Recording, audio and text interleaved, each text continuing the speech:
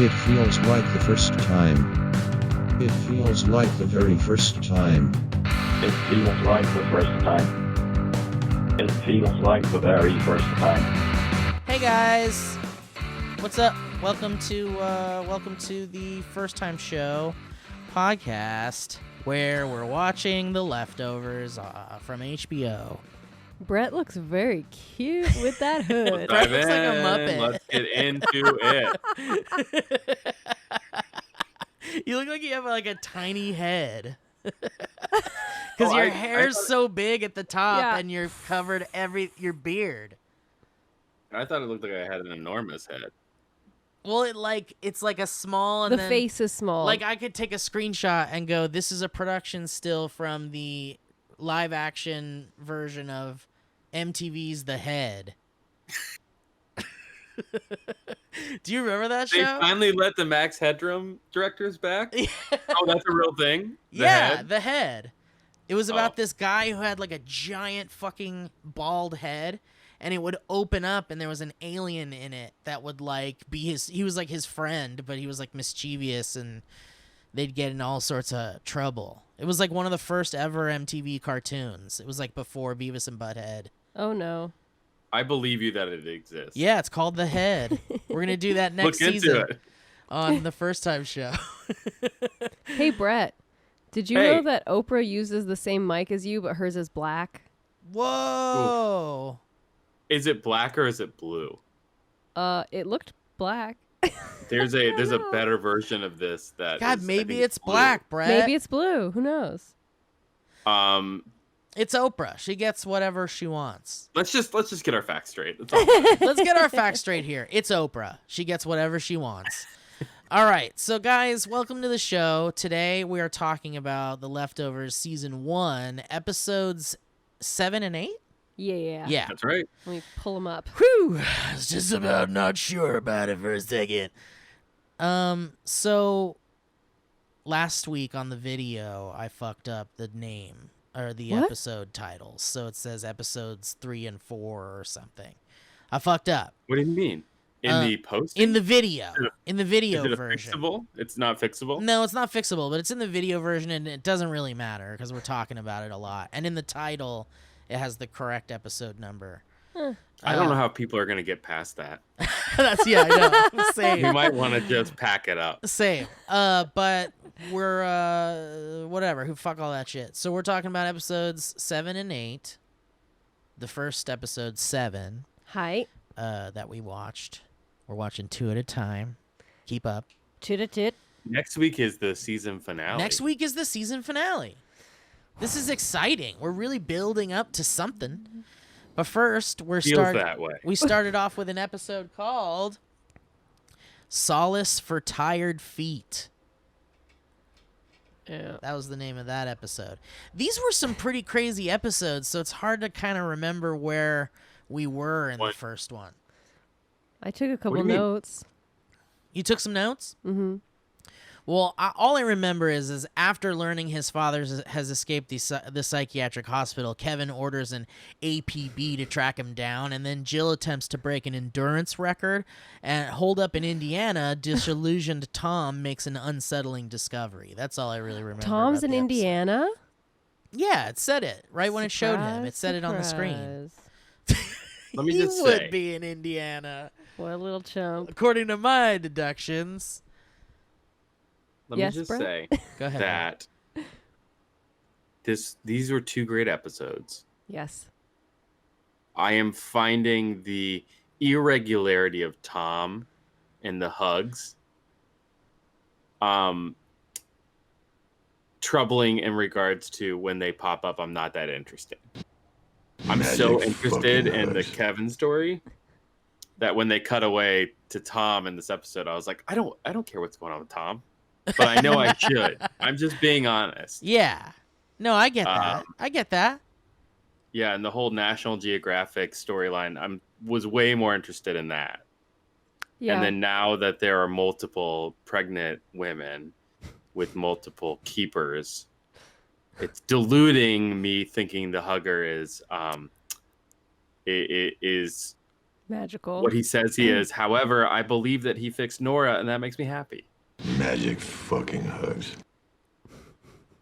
Agreed. These are the shallow Brett thoughts. Well, there was that moment when the guy who was obviously another version of him, where he was talking to him in the hotel room, and he was like, they were reminiscing about Holy Wayne, and he's like, "Have you been hugged, man?"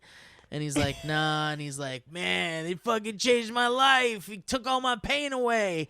And then he just does a big fucking line of cocaine, and it's like, Did it take your pain away, I don't sir? know. I don't know, man. I'm getting all this like real Maybe he bullshitty did not do vibes. cocaine before the hug. But then And after now he that does, has freed him. Don't know. Okay, Steve. Okay. I'll give you that.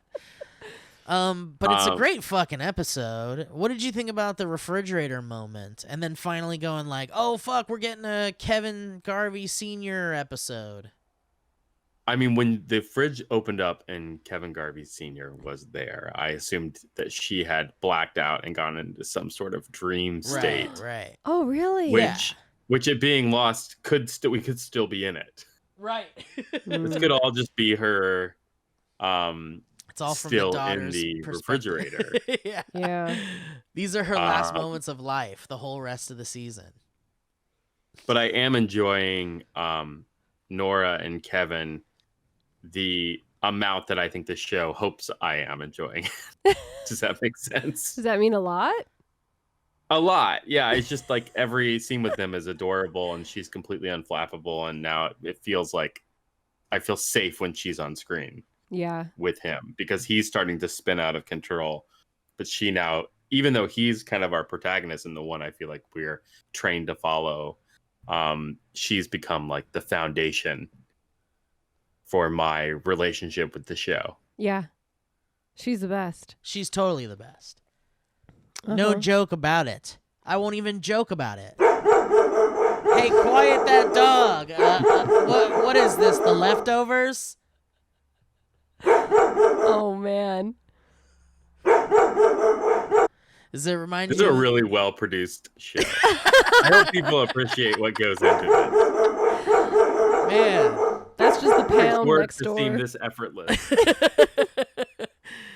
Well, this episode had a lot of barking dogs. Oh, gosh, yeah. I mean, arguably too many. If I'm his neighbor, I've killed that dog by the middle of the episode. And not because I have anything against dogs. I love dogs, but it's just, that's too many. It's too many barks. Well, I was thinking about that too, but then I was like, what if they're just afraid to like bother the chief of police? 100%. Yeah. But I'm not talking about me personally. I'm talking about me in this world living next door to him. Right. Or maybe I cut the dog loose, like his like daughter Jill ends up did. doing. Like, I'm at least screaming out of my window. What the fuck is going on with Kevin, you think? I think he's going crazy, maybe. I don't know, but I really want to know. When I was watching this, I think he has a higher purpose. I'm hoping. Dear Lord, I'm hoping, because I think the answer to his question, I think the answer to your question is the answer to the show.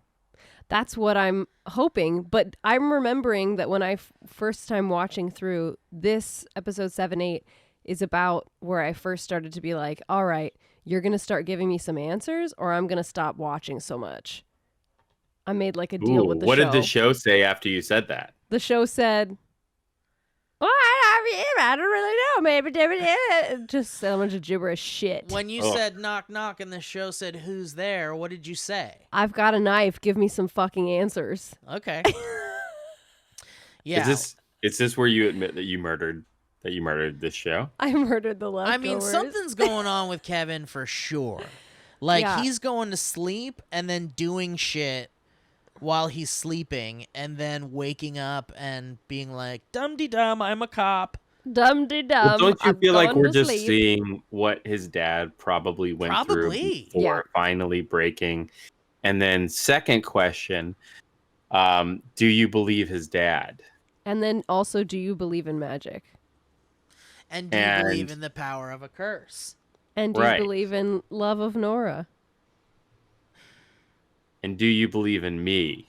You You believe in the power of a curse? So, because I would say I believe his dad, that the voices that are talking to him are important and Me not him too. going crazy. At this point, I freaking believe his dad too. But Steve said something to me that I felt was very spoiler-like. What? Steve? What are you talking about? Wow. What are you even talking about? I'm not sure if I feel that I should reveal it here. I think your aggression Oh my goodness. is getting the dog riled up. I think if that's true, Steve's email isn't going to get read. Wait, what are you saying? Steve said an opinion that because he's seen the whole show was very leading that would be his opinion. But I gotta be honest with you. Whatever I said to you, truthfully, I have no idea. I don't remember exactly. where it That's went. a leading statement too. I don't remember. Let's not talk about I'm it. just saying I don't remember where most of the show goes. Okay, well, hopefully. Like I remember big moments. Like I remember Patty being tied up in the cabin. Steve was making me jealous. So do we, Steve. Well, now you do, but I remembered Weird things like flex. that. But I didn't remember things like the comment I made. Well, Steve was making me so jealous as we were watching because he was watching this and he kept saying things like, wow, it's so cool to watch this. It means so many different things watching it after having seen the whole season. And I'm like, yeah, I know. Well, I want to be there. I have to mention to you guys that truly while this show was going on, there was almost like an ARG kind of like in-game alternate reality game going on that you could kind of participate in. Wait, what? Well, you know how I said HBO would like send me things? Okay. Well, when that episode came out with the National Geographic, they sent me that too. They sent me that that issue of National Geographic. This little Christmas Is it boy. a real National Geographic? Yeah, it's that actual issue. And Oh, man. I You read got the sent whole so much. fucking thing. And there's no clues or anything in it. It's Oh, just, so you think. They literally gave it to me, and it's like really weird, interesting, cool shit that's like kind of semi-connected to the show. It doesn't matter for people watching the show, but for people participating in that aspect of it, we're really rewarded with some really cool inside shit. For example, in the second episode, it's called Cairo. Right. It's spelled like Cairo Not in Cairo. Egypt. Not Cairo, because they're in Cairo, New York. Mm-hmm. Yeah, it's Cairo. But that issue of National Geographic has a whole thing about Cairo, like Egypt. Uh-huh.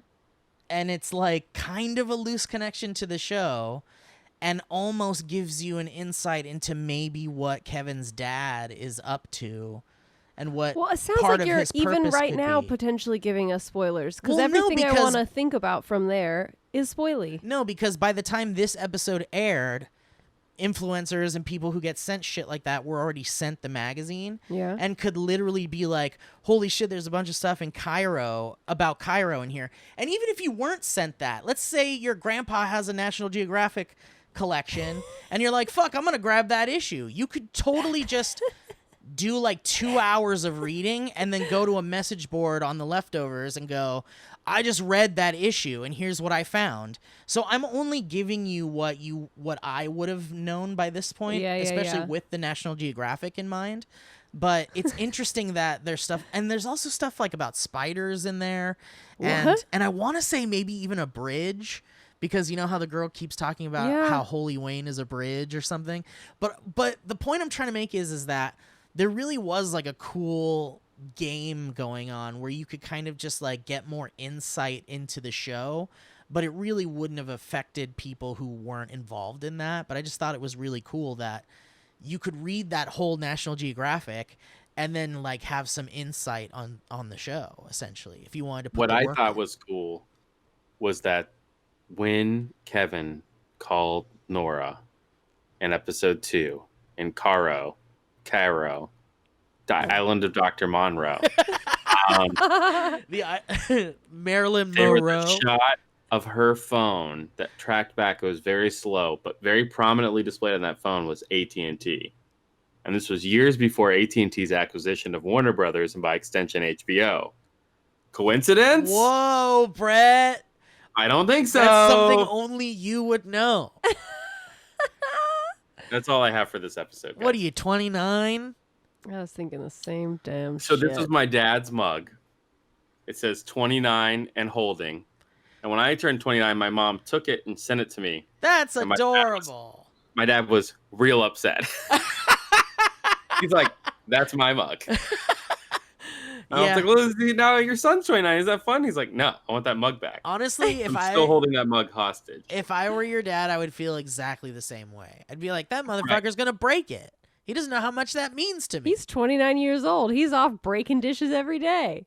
I would say to this day, every time my dad pours a cup of coffee, he gets a little bit upset that I have his mug. Does he visit and do you give him coffee in it? I do. That's nice. 100%, but he doesn't get to take it home with him. Does he talk about it? Oh, I remember this, and you tell little stories and shit.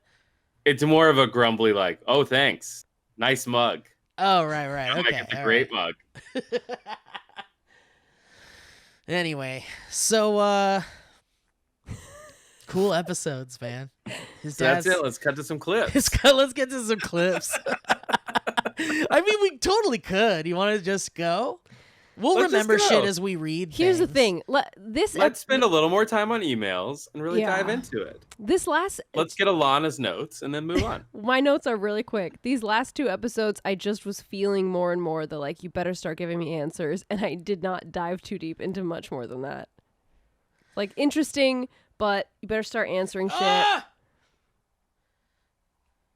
You not want? I just read something crazy. Oh, okay. Guys, the episode title. What was this episode called again? I don't know. Something for weary feet. Stomping on the ground Solace and break your toes. for tired feet. For tired feet. That is Tires the for title feet. of a photo caption on page 593 of that issue of National Geographic. I knew there was something in there that you just missed. I didn't want to say it, but I was like, you missed it. How There's cool something is in that? there. How cool is that? Cool. Isn't it also like a Bible line or something? It's a famous phrase. Isn't it from the Bible? I thought it was from the Bible. It's from National Geographic, which it's some people's Bible. Yeah, that's my Bible. Christine mutters a feverish reference to spiders underwater, referencing another article from the magazine, The Spider That Lives Underwater. Yeah, baby. And guess who was born underwater? Baby girl. In Jesus. Kevin's dream, his police radio mentions the upstate New York town of Cairo. Uh-huh. Is that a Mason Ramsey t-shirt? Yes, it is. Wow. Alana That's got incredible. it for me. It's a twang shirt. That's incredible. Do you feel like you have twang when you put it on? Absolutely. I feel like I only have twang when I wear it. And the magazine has an article about the Egyptian city of Cairo. That's cool. See, It's just a nerdy, cool show that was going on, and it's a very dramatic, great series. And you're like, what the fuck is the Guilty Remnant up to? And now we know what the Guilty Remnant is doing. Wait, where's that magazine? Do you still have it? Yeah, it's in storage. Oh, friend. Yeah, sorry. Why, you want to read it? Yeah. I can find a digital version you can read on my iPad or something. Oh, okay. Yeah, there was a big it felt like too much information in this episode in Cairo. That could be. You think so? About the Guilty Remnant. Wait, about everything. Cairo is It episode feels 8. like we know everything all of a sudden except for Tom and the Hugger. Tom and the Hugger. Yeah, Tom. Is a question mark, but Guilty Remnant, it's like, yeah, that makes sense. The Guilty Remnant made me pissed.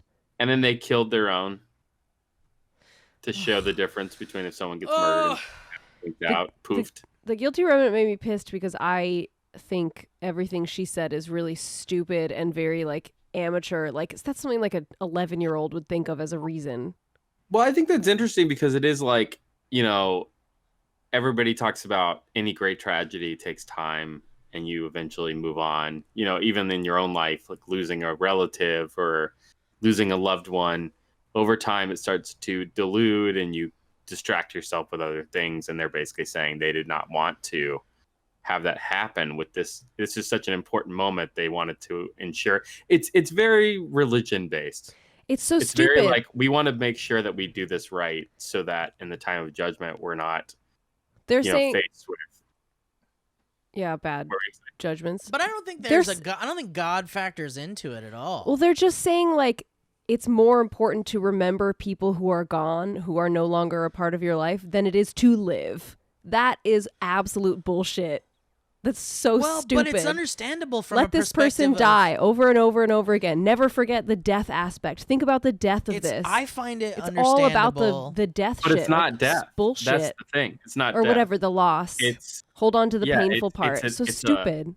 It's something that happened that was so crazy, and I think they're saying like this is important. And if we move on and don't respect it, and that's the part I understand. Well, I think this is a personal thing. Then I think that's stupid as shit. Because that's the part I understand. I like not that I would be in the guilty remnant, but I understand the idea that this thing that happened. I'm not a smoker, so this thing that happened, where 2% of the world disappeared, is important. It happened for a reason. Like, it's got to be something. Yeah, I can get behind that. And there are people that probably take that concept too far and then create something like the guilty remnant, because truly it seems like they just want people to not forget that something so incredibly insane happened. We can't just move on. Even though the idea is that it's healthier to just move on. But these people are, it's not about the healthy people in this universe. It's about the people that are struggling through the idea of all these people disappearing at once. So think about this. Yeah. With that in mind, Nora went to see Hugger Joe. Yeah. Got hugged and came back and moved on. Hugs. Wait. Meaning... Came back and moved on is what he said. Meaning she was, while not part of Guilty Remnant, was not moving on from the fact that she'd lost her whole family. And after getting hugged, it feels like she has now moved on with her life, and that she is putting other things in her life to distract her from the fact that she lost her family. Right. And the Guilty Remnant is against in direct defiance of the Guilty Remnant. Yeah, they're totally against that. It's very interesting. Yeah. It's really cool. I mean, I don't know. It is, again, just kind of like a study into the idea of human psychology after an apocalypse. Yeah. And I'm always interested in those kinds of stories, and this is just like a really well-written one. That's just also very compelling and Damon well-acted. Lindelof wrote Solace for Weary Feet. Is that what it is? Yes. For Tired Feet? Yes. He did not write Cairo. Cairo. Yeah. You're right. It was written by Curtis Gwynn and Carlito Rodriguez. You can't write them all. Can't write them all. True. Oh God, guys, I got some stuff to read here. If you're okay with it. I mean, it's not spoilers, right? Because it's all about. It's more stuff about just listening to you read? It's more stuff about the National Geographic. I want to know more. In the episode of Cairo. I need more info, baby. The eponymous town of Cairo, New York, is named after the Egyptian city of the same name. Then it's meant to be Cairo, you dinkles. Yeah, but in the show they called it Cairo. K-Rock. What about the Purple Rose, Steve? Kiss FM. Which was the subject of an article in the May 1972 National Geographic. Cairo, troubled capital of the Arab world. The painting of two antelopes seen on the wall in the cabin appears on pages 7, 14, and 15 of the May 1972 National Geographic. I like getting a snapshot into your lives. I could not stop shouting like, about that fucking painting. I was like, this means something. They don't have just a cave painting in a fucking house cave for no reason. That if I gave you the National Geographic to look at, you would have noticed right away and been like, look at this! But isn't that cool? It's so cool that they did that. That means that probably a third party was hired to create some sort of fun thing, tie along with the show. And that company, whoever they are, which we'll never know because they're not allowed to really talk about that, they did such a great job tying in weird shit like that. Cool. Called Josie. Yeah. Well, Josie, we know, was a part of a lot of that stuff, but not... Explain, please? Not part of the show. Josie... I know, I'm kidding. Yeah, well, anyway, we'll talk about it later. But here's the thing. More on this National Geographic, you guys. Although let's see, although it appears to be a Native American hide painting on the show, it was in reality a fresco excavated a fresco excavated on the island of Thera appearing in the article. Thera, key to the riddle of Minos. The article pertains to the mysterious disappearance of the first advanced civilization in Europe, the Crete-based Minoans. Is that where the Whoa. Minotaur stuff comes from? Whoa. What? You want to read that again? No, I can... did you not get it? No, I just was reacting to your what. No, it's really cool because it's like... I agree. Very cool. There was apparently a written about centuries ago civilization that just disappeared, kind of like how there are people quite a just few of disappeared those in this show. Yeah. This could tie back Interesting. into Lost. Oh, I This can't could fucking tie wait. back This is so cool. I love this. I Now know. I'm feeling more satisfied by this episode. Thankfully. I know, isn't Please. it There's crazy? 2 episodes. By the way, as an aside, Please. I've been watching this on my Fire Stick on the HBO app or whatever. IMDb TV just got the rights to Lost, and it's all that happens. When you turn on the Fire Stick, it's just everywhere. It's like the big banner. Whoa! It's linked down there, and I'm just like, poof. Still a little bit to be like, okay, I'm going to navigate past Lost. What's IMDb Watch a TV different show. with content? What is IMDb TV is like freemium. Oh god. They have ads, but yeah, tough. Magic fucking hugs.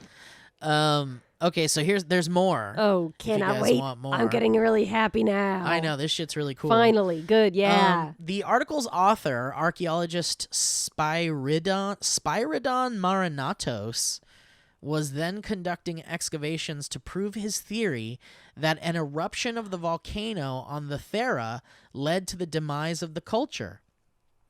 This is now the widely accepted explanation. Steve, we just watched Cosmos about this. Yeah. The show, that's what he was talking about, was Yeah. this.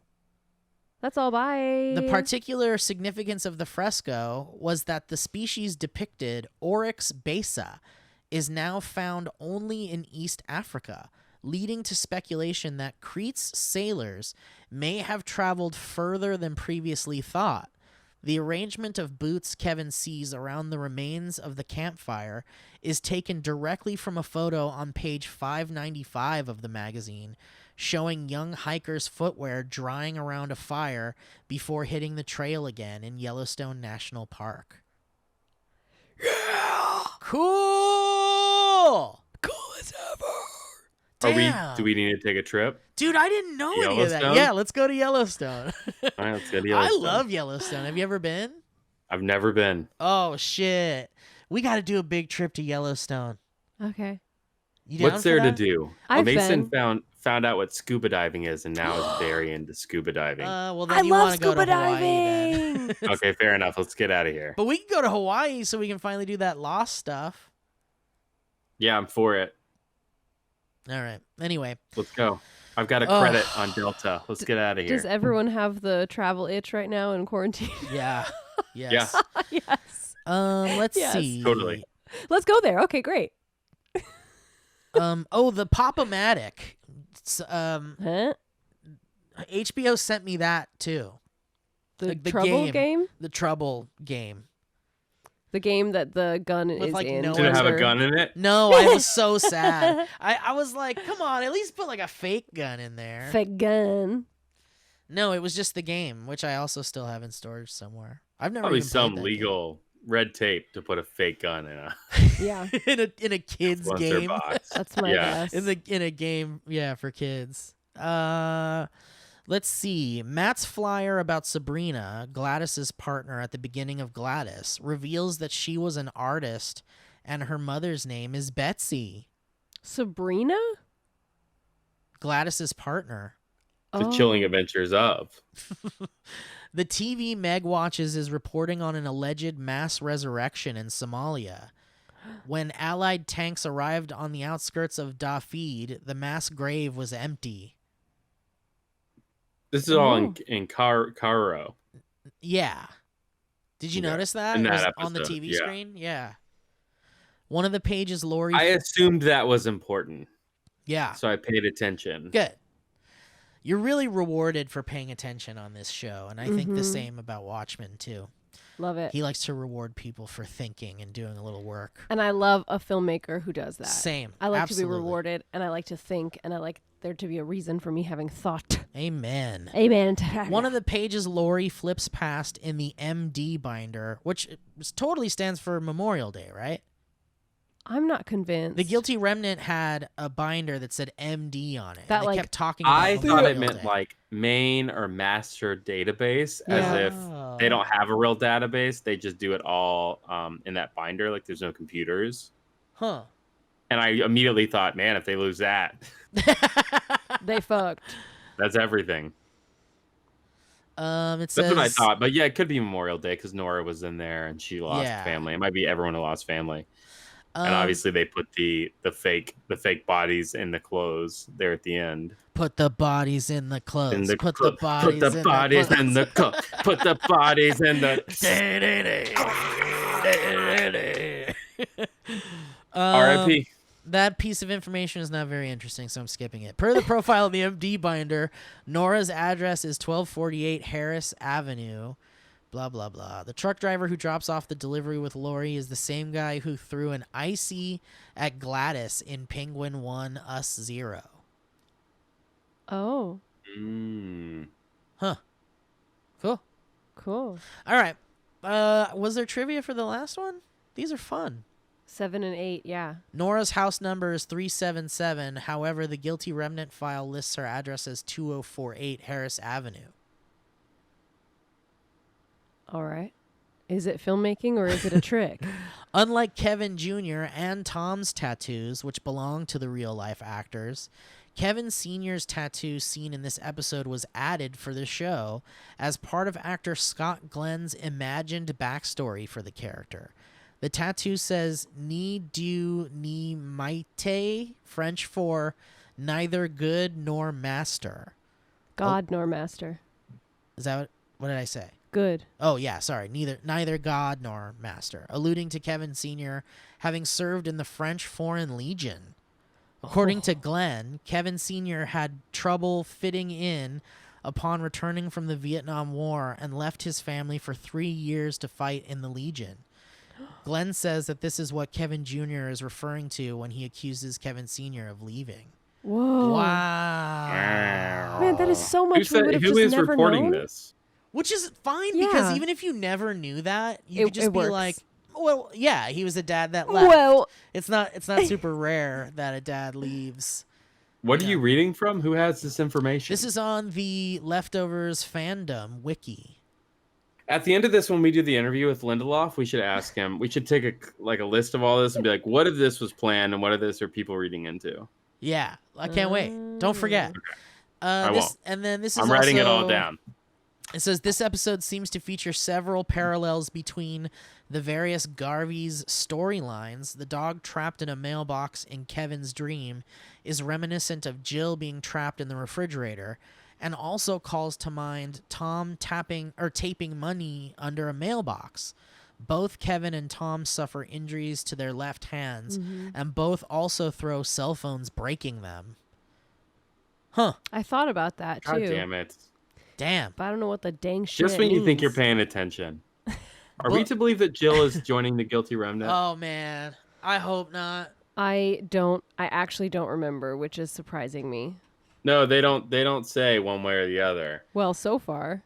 But she goes in and stands for a really long time. And she's and doesn't like, say anything, "Can which I is kind of, Normal. on brand. Well, she comes in and says, "Can I stay here? Can I crash here or something?" I have a big diarrhea, may I? May I use your bed and toilet? What if he knocked on a stranger's door and said, "Excuse me, madam or sir, may I use your bed and toilet?" It depends if you did it in a city where people do not have spare beds or if you did it in countryside where people probably have a spare bed. Yeah, that's how the Texas Chainsaw Massacre Yes, starts. exactly. And then, do we think Kevin had sex with her friend, or you think Man, she was I just don't doing know. It really could go either way. But listen, I do want to say something. Okay. That bite on Kevin's hand, Yes. that don't look like no dog bite. Yeah, that's true. That looks like a human bite. And Steve knows that because I bite him. Yeah, she does. We'll be right back. Magic fucking hugs. I say fuck too. So, I'm tired of Kevin being such a guy that he won't ask questions when he forgets what happened. That's all we can do, Alana. We're doing our best. I mean, and Kevin seems to be truly like unwell, and he comes from a Land down under. a broken home where he probably didn't learn how to express himself. Yeah. But let me just tell you a little something about guys. We don't like to be too far from center. Time we start to venture off into, anything outside of normal, we try to get back to normal. Did you need to know this? No. This isn't mansplaining. This is like I mean, that's all right. You could say this all is you guy want. talk. This is manscovering. This is manscovery. Manscovery. Mansploration. Mansploration, yeah. It's letting you in on the man. I mean, listen, we don't like to dive into our emotions. We don't like to, like I said, we don't like to be too far from center. We don't like wearing diapers when they're wet. We need them changed right away. We gotta get fresh diapers. Brett's getting dangerously close to revealing too much about the secret world of men. Keep going, Brett. You know that's Lindelof's next show. The secret world and tell everybody. Let's see. Book author and show co-creator and showrunner to Tom Perrotta has admitted that he felt like an audience member when it comes to the National Geographic, as he is unsure what Damon Lindelof. That's a nice way of saying he didn't like it. That's not in my book. As he is unsure what Damon Lindelof intends as the function of the magazine. You're right. He's like, I don't like it. I don't like that. Well, fuck you, man. I like it. Guess what? We like it. You bitch. You write a book in a we like it if all it ends by up. yourself. We like it if it ends no up other meaning opinions. something. Yeah. All right, let's get into some clips, shall we? Does that sound fun, Brett? I'm so excited for the clips. Really? I know, me too. Let's go. Steve and I didn't pull any. Ooh. Oh, I forgot how good this song is. The clips? Yes. Clips. Clips.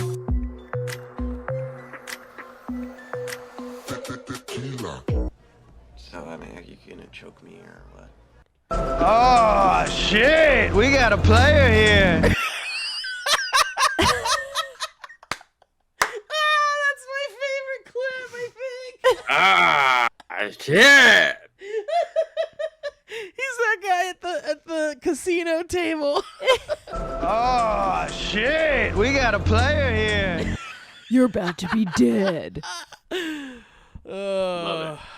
All right. So I put your clips at the end. Okay. We had like two, so that's. I felt like you were getting confused in previous weeks. I tried to just. Okay, that's let you great. speak to 'em. Do you want me to just go through them, or you want to introduce them? What is the name of them? And This I'll tell you. first one is called Darkness.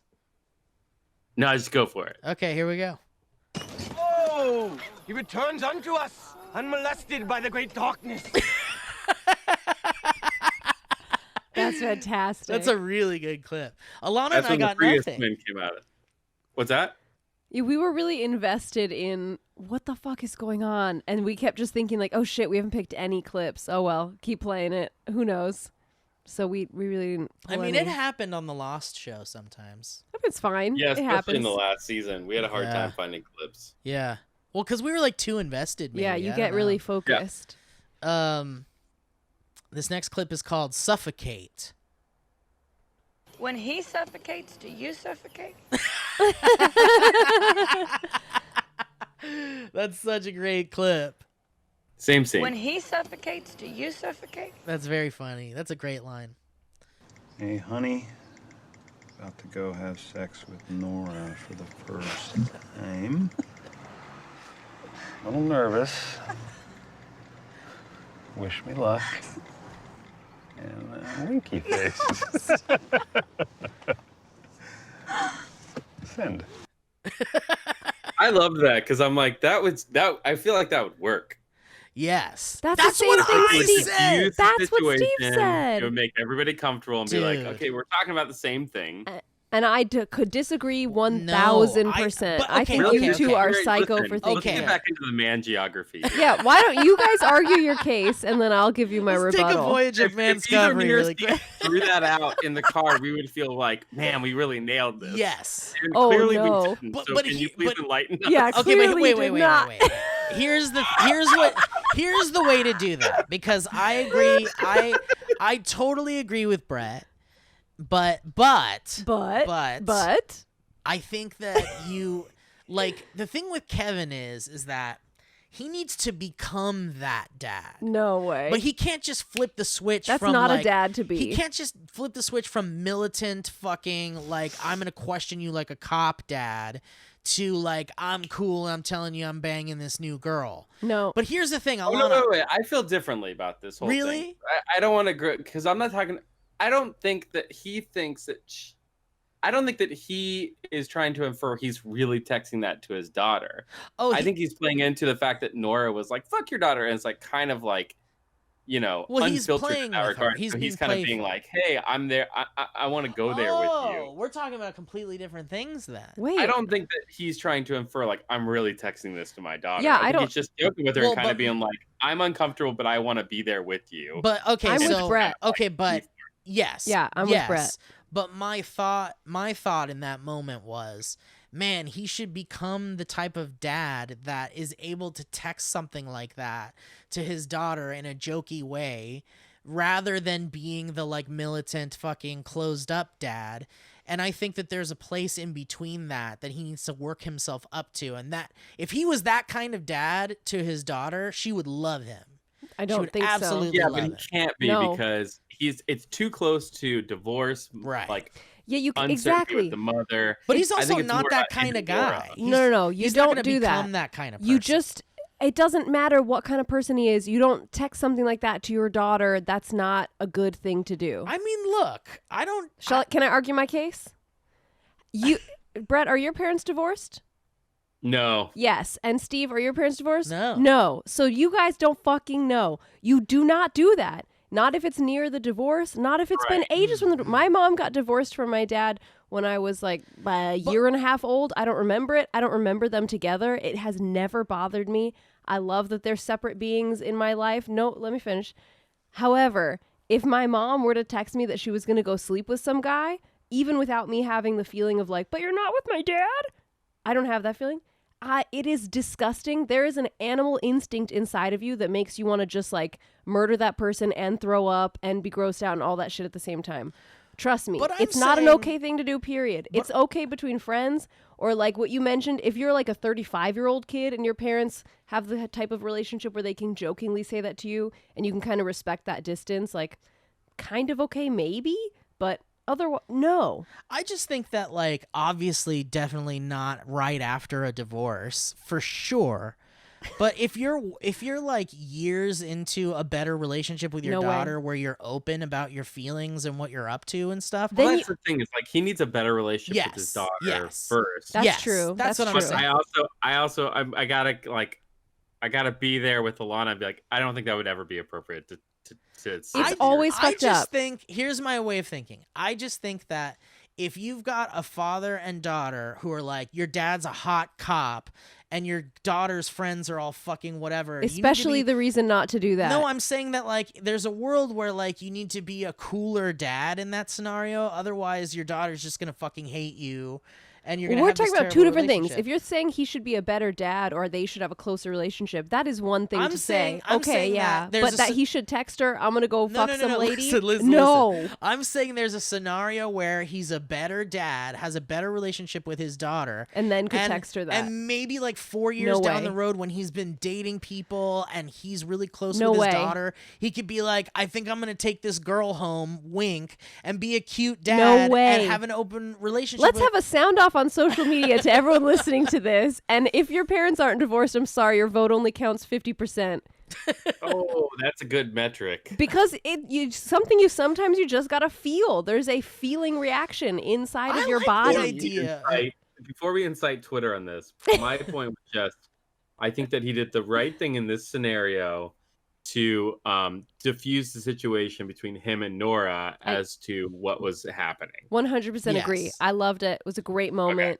Yes. The idea of him doing it for real, though, no. Yes, I'm glad that he's not fucking things up. And that they're like, you can see their relationship developing. They're comfortable with each other. They're playful. He's able to be his true self. He starts to admit his feeling crazy to her. Like, it's great that their relationship's going there. Fantastic. It's good that they're showing this, that it's actually working out, because it seems like nothing else really is.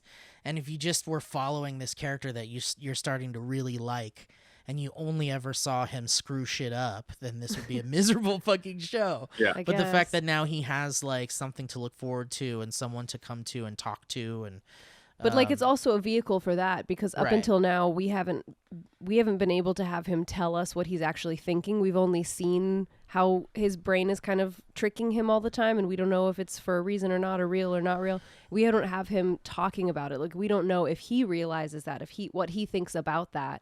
Until now we have Nora, he'll be able to start telling us. right. All right. Well, I guess we have more clips. Next clip. Time for the clips. Well, Clips. I can't remember what the last one was. Was it this? Hey, honey. Yeah, that was it. Okay, here's the next one. That was fucking fantastic.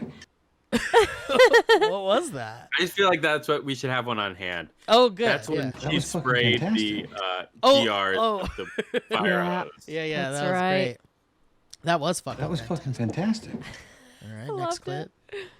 You like Rice Krispie treats? Suit yourself.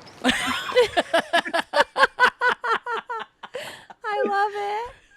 You like Rice Krispie treats? Suit yourself. That's great. And then the fucking Winklevoss, Buff Winklevoss eating the Rice Krispie. Oh yeah, he pulled one from the fridge. Yeah, he ate it from Oh, the fridge. that's what he ate. Yeah. Everybody who poofed. Poofed. Poofed. You don't fucking know me! You motherfucker! You don't fucking know me! Fuck you! Fuck you, you fuck! You fucking fuck! You! This one I said we should pull too. I was like, is it too somber? I edited that slightly. I just want to be 100%. There's a part in the middle where he says her name, and I didn't like it as much, so I went in there and Just made it so it's you made fuck. it just that. Yeah, good. Good. Okay. That's Just a wanna fun I don't clip. want to be called out on the social medias for All right. false news. All right, here's the next one. Gosh, you're so friendly now.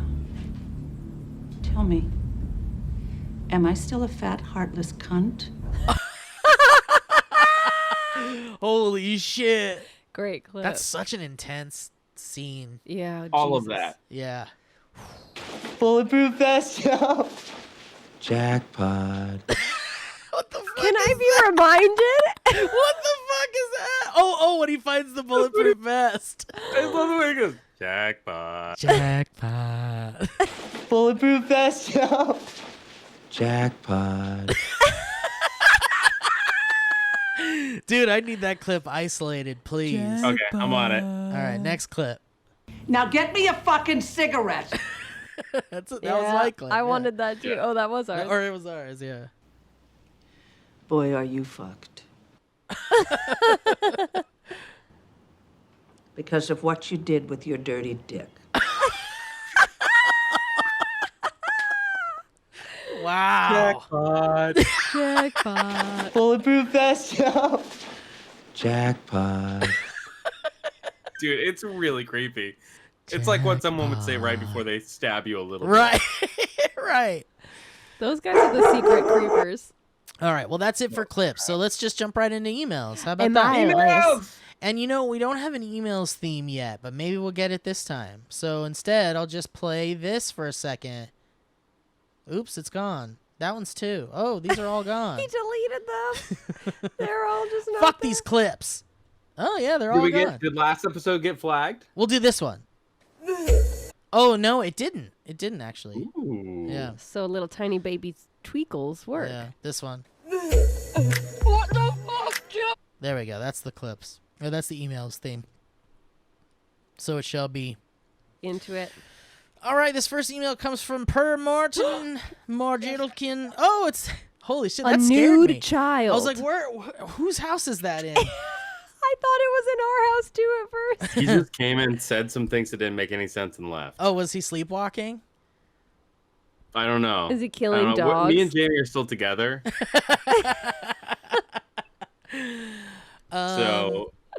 So he can't be, yeah. He can't weigh in on this at all. Per Morton Max says, "Hi Alana, Brett, and Steve. Hope you are doing well and that this email isn't too long. I really appreciate the discussion you had last week on the value of engaging with art that makes you feel certain ways and wanted to say a few words on that." Is it bad that I don't remember last week? I think both Steve and Alana made meaningful points while Brett's chlorine eyes were killing him. Personally, I love art, be it movies, shows... New regulations in the pool, by the way. There we go. That's good. Be it movies, shows, music, books, paintings, installations, etc., that makes me sad because it can validate those feelings that you otherwise struggle to articulate or recognize. I find that The Leftovers, which I have seen 14 plus times... Whoa, is he joke? ...isn't as much depressing to me as it is painfully cathartic. For me, the devastation of the undefinable loss these characters deal with is a release of these emotions. They are dealing with a loss unlike that of death or disappearance because they have no answers in sight. They can't come to terms with their loss because they don't really know what their loss is. I, of course, understand and sympathize with the fact that this is not how everyone engages with art or entertainment. I don't think there's anything wrong with only consuming media as entertainment. But I would also say that as sad and devastating as this show can be, I don't think it's inherently depressing. It is so much more than that. It is life-affirming. It recognizes the importance of connection and familial bonds, blood or otherwise, and most importantly, it understands that it's okay to cry and just be swept away by your emotions, whatever they be. Hope this isn't construed as me saying you are wrong for calling the show depressing. I just wanted to put forth how I perceive it. Much love, Per Morton Miljorkian, aka Castle Rock's replacement Dan. I could come back if real Dan doesn't show soon. I love it. I love that opinion. I love it. And for the record, I completely agree.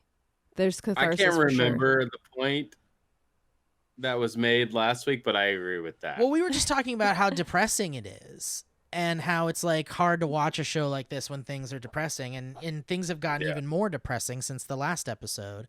Yeah. And it's hard to watch some of the violent things happening in the show while violent things are happening in the world. Yeah. And so that imagery, although it is incites a feeling of depression in some people, and and to me it's more of like an empathetic thing. The conversation is, how does it make you feel? Because everyone Right. has such a different life experience. If it makes you just feel depressed, that's the conversation I was arguing from, the point I was arguing. And if it doesn't, if it allows you to feel catharsis, like the purpose of art, then fantastic. That's great. Yeah, I guess I'm just speaking in a general sense when I say the show is depressing, because it deals with depressing themes for absolutely. certain. But for me personally, I get a lot of artistic enjoyment out of the show, first and foremost. The fact that it's a beautifully written character piece, it's a psychological study into the potential for human activity after an Armageddon, after a big catastrophe, and that's really fascinating to me, and that I get a lot of things like that more so out of it than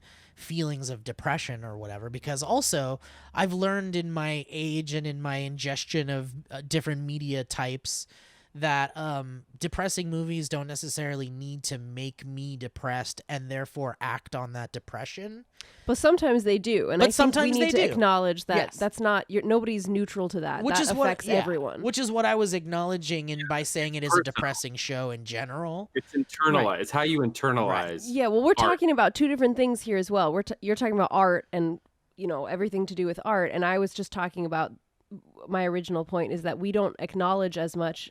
I think especially in the 21st century, because media is so much more a part of our lives, like constantly media is around us in this century, we don't acknowledge so much why it might be healthy for us to pick and choose the things we're watching based on knowing where we're at mentally at that point. That like you can't just be watching depressing stuff and feel perfectly happy. 99% of the population couldn't do that because it's human to react to the things you're watching. I totally agree with that. But for the sake of art, and if you can find catharsis with something, that's absolutely fantastic. And this is a really artful series. Like, obviously, if it was just depressing, I would have been like, I'm not going to watch it. I mean, it's basically sci-fi, right? It's sci-fi. Yeah, I feel like a lot of people view media as escapism. Yeah. And to that degree, it's like, this would be hard. If you escape into Leftovers, it could be construed as depressing because the world you're escaping into is tough. As opposed to, like, to me, Lost is, I don't want to say aspirational because I don't want to fucking crash in a plane, but more magical. It's tropical. It's got all the elements of vacation. It's got a lot of things Mm-hmm. that me personally, I respond very positively to, which is kind of like outdoors, beach, water, you know, and this is like landlocked a little bit. So it's also color corrected in a way that makes it a little more sterile. Right. And I think there's so many ingredients that go into it. But yeah, I think it's all internalized. Like, how do you escape? Exactly. Do you use media for escape? I think people escape into the news. You know, It's like, is news art? Question mark. And I would say, like, comments down below. Well, and I would say too, like, if you're prone to feeling more affected than you know, or if you're prone to feeling affected by stuff like this and it causes you to fall into a depression, then I highly recommend not watching stuff like this. And well, yeah, obviously, you know, and I think that's the point. The point is that, like, the show overall deals with hard, depressing, often difficult themes. And, you know, and just like you guys were saying, it's about how we all perceive that and how we all interpret those emotions. And just you know, be safe, because right now shit sucks. And if this show is like really hard to watch, then don't watch it, you know. But if you're enjoying it, don't be ashamed for enjoying something that seems to be based around more of like a depressing idea, because there's so much more to it than that. And for some people, like our friend who just emailed us, it's a catharsis. Sure. It is funny because watching this show, this would be like, The Leftovers is the only show that I feel like I'm watching right now. Yeah. Yeah. And so I'm reading a lot more because I have the time, and all of my reading I'm finding is skewing towards like super light, kind of fun, funny, beachy type environments, because that's where I can't be. So I think it's balance. Yeah. You know, to that end. Yeah. Yeah, that's but good I also and responsible. would describe this show as depressing. I think it's engaging and like mysterious, and causes you to question a lot of your own beliefs in like a really fun and interesting way that I think we should be doing. But I wouldn't describe it as depressing. I think the difference with Lost, what you were saying, I think Lost is more exciting. You know what's depressing is in the bedroom. Guys, is that content? What is that? You know, we haven't been talking about the bedroom very much, and that's depressing. Brett right? brought up this show in the bedroom on while we were doing Lost quite a few times. Oh, sorry, Alana, I didn't mean to. I've never heard of it. Well, what were you? On the floor. I'm sorry. I think Lost is more exciting and magical than this show. Yeah, sure. I don't disagree Plus with that. at the beach. And you get the beach. And it was Imagine made Leftovers at the beach. Like a little bit of each show to just talk about. But if it was at the beach, but there was if it was like Cocoa Beach or Daytona. But there's still so much more magic than just beach in Lost. Plus Lost has so much magic and like exciting, like, you know, it's like being your own adventure person. Like, if you were on a desert island, how'd you do this stuff? Like those things are like exciting. How much fun is that? If you put aside the like horrible pieces of Lost, everything else about Lost is fun. If you push aside the horrible pieces of Leftovers, it's like, oh, you live in a small town. Right. It is what it is. Lost was made for a primetime family audience, so it was like, of course, they weren't going to really like deal with super hardcore themes, even though there are some pretty shocking and emotional. But I think moments in the everyone at some point has thought, based on content, on movies, TV shows, everyone has at least given at least one moment of thought to, well, what would I do on a desert? Yeah. If I was deserted on an island, Yeah. what would I do to survive? What would be my limits? What would be like, what would be exciting? What would be tough? Right. Et cetera. Right. Especially when like anybody who has a 9 to 5. Like It's Joe like in the if you take your volcano. 9 to 5 and balance it against like I'm trapped on an island, but I Right. don't have like responsibility other than survival. There's aspiration there. Can we It's not? not great. Can we quickly not overlook that Alana made a Joe versus the volcano reference? When I need to. Can we rewatch it? Is that how we finish Leftovers? By watching Joe versus Volcano? I think that is Leftovers and Lost. Joe All right, versus we got 17 So emails. bad. We have plenty of time. We're early.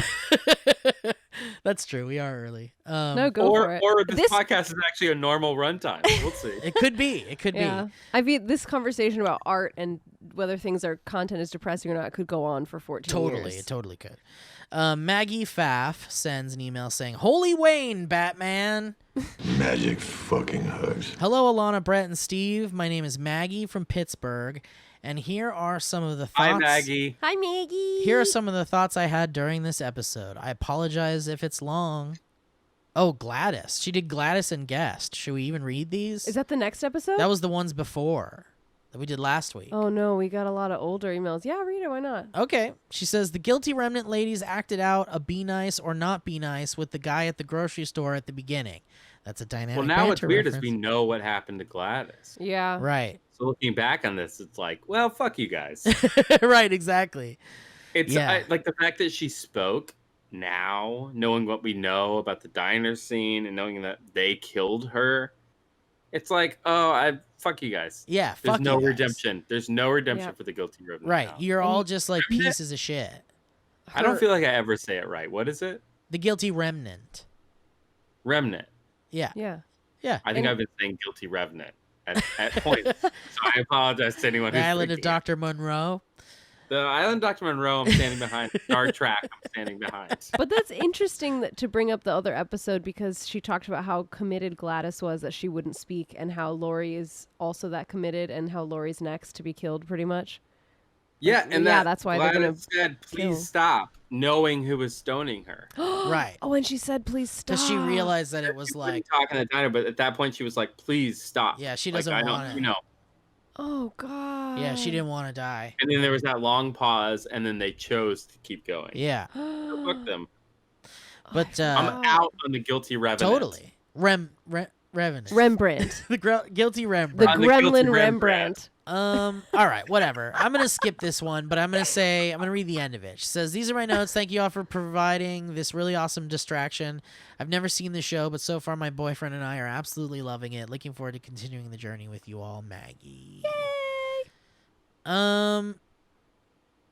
Israel Chavez Lopez sends an email saying, the Leftovers, woo! Hello, beautiful BB boys and gorgeous summer girl. Spring break.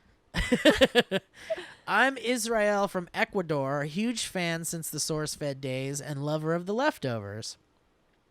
I'll try to make this email as short as I can. Well, thank you, Israel, for watching all that stuff. It is very impressive how this show predicted the ways society copes with a global tragedy and the parallelism it had with our current situation. Things like the rise of specific religious factions, Guilty Remnant in the show, versus Kenneth Copeland, IRL. What? The constant debate between a scientific and religious explanation. The new industries profiting from the tragedies. The conspiracy theories surrounding the whole thing. The World Health Organization did it. Both the show and IRL. I found a lot more things, but I don't want to make this email too damn long. Thank you guys and gals so much for doing this. It feels amazing to have something to look forward to every week. Please stay safe, wash your hands, and wear a dang mask. Sincerely, Israel. Yay. Yeah, do all man. those things. What's that? I said do all those things. Yes, definitely do all those things he said at the end. For sure. A lot of parallels between the show and the way people are handling the pandemic and things like that. It's interesting. I mean, I'm sure there are patterns in human behavior when there are pandemics and things like that, and things like civil war and things like that. Not to, put too heavy of a cadence on the incidents occurring right now. At what point does First Time Show become depressing art? I mean, I think that what The Leftovers is doing is, like I've said before in this podcast, I was raised religious. Still feel like I have a certain amount of religious affiliation in my head, but I think that all religion, I grew up this way. I've always been concerned that religion is more focused on protecting what happens next than enjoying what is happening now. And I think that has always been, backwards. And I think with the GR, that's very much like they're trying to protect whatever happened they think means something. They don't want to forget about it. They want to protect themselves from what's going to happen next. And they basically forfeit their ability to appreciate what's happening now. I think that's an incredible observation, but I also think Alana froze. Oh yeah, she definitely did. I saw her hand come in, and then this face has been frozen. Yeah, maybe hit the camera button there.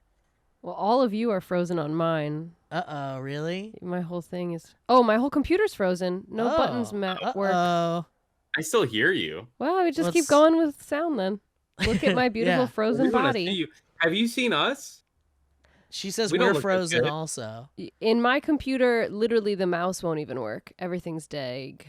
Well, why don't you go ahead and try... I don't think people are here to look at me and Steve. Do you want to try to restart it, or do you want to just leave it? Let me think about what's open. Yeah, I could restart it. Okay. You want to scooch into Steve's frame? Scooch in pack? That'll ruin the format of the video. Fair enough. Okay, continue. We continue.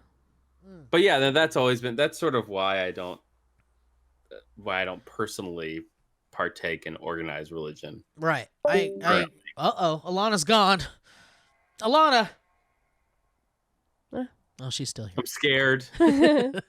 All right. Well, let's see. Next email is from AF saying not following the format. He says, just started watching episode 2 on YouTube. I know I'm behind. I kind of explained below. And you mentioned you wanted to hear from people not watching the show along with you. I'm one of those people. I also did not watch along with you during Lost or the movie episodes, but I did follow the format during The Watchmen. Huh. Well, that's the one. That's a simple, quick, easy, and delightful show. There's no right or wrong way to do it. Right. I watched this show on HBO Max. Can we get a sponsorship? Wait, you can watch this on HBO Max? Can we get an amen? Yeah, that's where we were watching it. Well, I thought, because technically it was HBO Now or whatever. It has changed to HBO Max. Chill, bro. HBO Max is, by the way, I think a forerunner. I think it might be one of my favorite. It might be my favorite streaming service. Let's see. Why? This guy said, "Oh, I don't feel like they came with enough." Really? Oh, I thought it like I'm there for it, but I own 75 different copies of Friends. I mean, what changed though? I thought they were really It's smart. just like your HBO app became HBO Max, and it has a few new things. It has in it. more than a few. Like, but what's the big deal? Like, I'm talking about from Brett's perspective, because Brett's saying it didn't have enough or whatever. But it's almost just like your HBO app got a few extra things. It's like not... I still have cable. We got HBO Max for free because we had HBO on cable. Oh. Yeah, that's me with my mom's. So I'm a little bit like, but that being said, please sponsor us and we'll promote it. We've only been saying nice things. I was excited about Search Party. And? That was it. Have you been watching it? I haven't watched it yet, but I'm excited that it's there. That the third season is finally going to happen. Let's see. This guy says, a couple years ago, I started watching Leftovers, but stopped midway through season 2. Health issues with my now 4-year-old son got majorly in the way. And besides that, I really lost interest in the show. Fast forward to now. Currently, my wife, a nurse, is on the East Coast working as a frontline responder during the pandemic. And I, a small business owner in Texas, have been here at home the past 2 months taking care of my 2 children without her. With that being Jamie's said, cousin is a in the medical industry in New Jersey, and it's rough. Oh, so man. thank you. Yeah.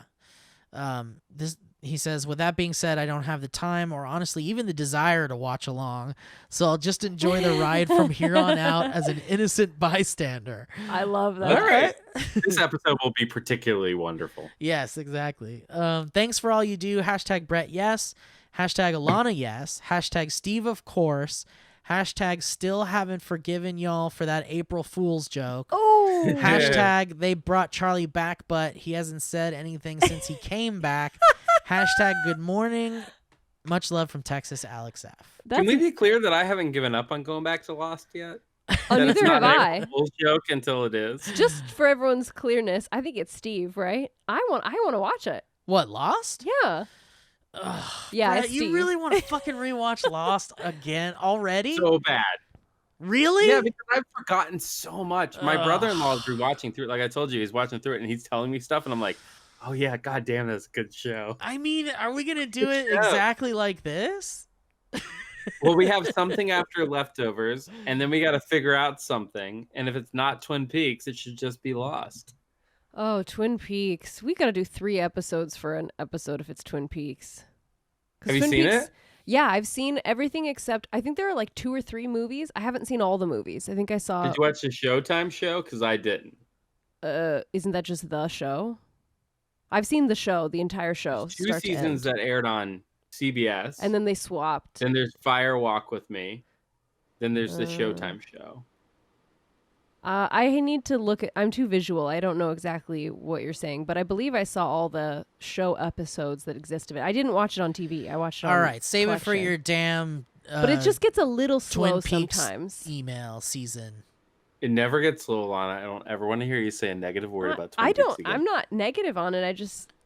Guys, talking about aspirational. There'd be more to talk about if we did 3 eps in a seps. All right, Max sends another email saying, I don't understand, and an emails theme, you guys.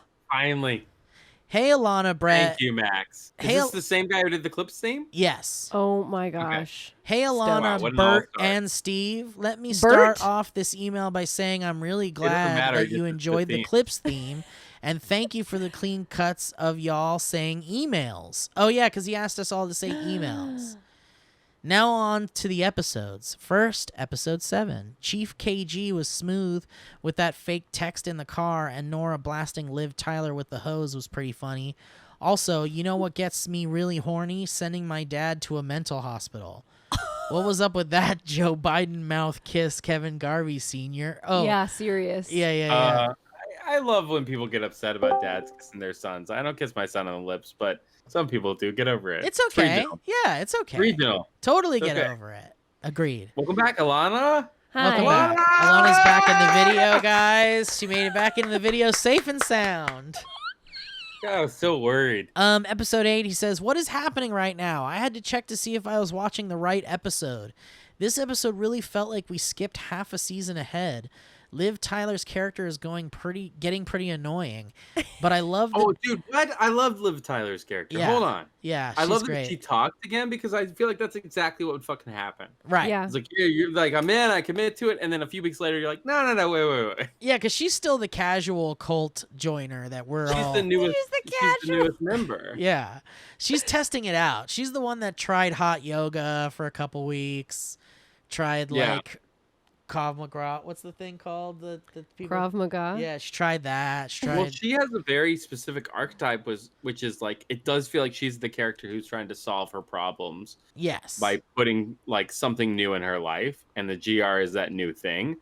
But it does it. I love the way they're stringing along her character in a way that I feel like at any moment she could leave. Yeah. She doesn't feel committed, and that's really like, I think that's really interesting for a character. Yeah, because that could be a whole show. The person that doesn't seem committed to joining the new cult or whatever. Yeah. You know, like that's an interesting. Sorry, but thank you for making us themes. I really appreciate it. Yeah. I like that she's expressing her shit. It says, but I love the twins in this one. Do you think Amy was fucking Jill's dad? Probably. Dude is ripped. That ending scene. There's no way in wow. this show that it can come out that she actually fucked him, and then we can move on with the show. Like it will actually break the show, I think, for me. If you don't find out. No, if we find out do that find he out. was like, I was like, oh yeah, he went into his like weird state and then he had sex with his daughter's friend. It's like, yeah, I'm out on him. We need to rise up with a new protagonist. Yes, exactly. I'm not here for him anymore. Exactly. That's a despicable thing that's not relatable and very uncool. Yeah. He says that ending scene, wow. Hopefully you guys can explain in layman's terms what Patty meant. I didn't understand too, Justin Thoreau. Finally, I've attached the theme song for the emails, and I hope you'll like this one too. Looking forward to finishing the season with you babies. Love, I think Max. we did a good job dissecting that somewhere in this podcast. Yeah, I think so too. I mean, it just, yeah, and Brett was talking about even his own connections to growing up in a religious household, as I myself have and had. And hold. But yeah, I think we did kind of go into a lot of detail with that. But what about that like weird passage that Patty was saying about kicking the clay and shit? What the hell was that? I watched it twice. What'd you get out of that? It. I felt like I didn't get it. I ran back, watched it again. I don't totally understand beyond kind of what I've said. I felt like the overall takeaway of the GR is this idea of this is important and we need to protect ourselves from what the actual meaning, which we don't understand at this point, is. So I think they're saying like we don't understand what happened, but we don't want to forget it because we don't want to be held accountable for the fact that we forgot it when whatever it was comes to fruition. And to that end, I think that she was trying to speak in some regard to that. And, you know, like I said earlier, like I feel the kind of the opposite, that life is a gift and we have to appreciate what we have. And, you know, meditating on what's next distracts from appreciating what we have. Well, guess what? And meditating on what sucks also distracts too. The Leftovers wiki actually summarizes a lot of what Patty was saying. Well, that's better. Goes into some detail here if you'd like to hear it. Let's have it. It says if it isn't what I just said, then I don't want to hear it. Then we'll just cut it out. Patty summarizes the GR's mission statement, which is accurate to the organization's goals as stated at various points throughout the book. To strip away the false comforts of friendship and love, to await the final days without distractions or illusions. She quotes the Guilty Remnant mantras, "We are living reminders, and it won't be long now," from the book. Oh, this is stuff from the book. Do you guys want to hear this stuff? The idea of "it won't be long now," they do not emphasize enough in the Guilty Remnant in the show. Yeah, and also like their mission of saying like, if we are murdered, we are remembered and not forgotten, like the people that just disappeared. I think it's stupid. Yeah, and people are trying to put this behind them, and I do think that from a show perspective, it's really interesting because I do feel like that's what society would do. Totally. I feel like a lot of people people in a box and be like, they're not dead, they could come back. And they've talked about that a lot, is like, well, what if they return? Right. And even when she's getting divorced, when Nora's getting divorced, the question of, well, if he returns, you still want this divorce. And I think that's what's interesting about the GR is they're saying like, you know, whether the idea that we're looking at it as a possibility of return is stopping us from being able to properly appreciate that they're gone. Right. That's true. I hear that.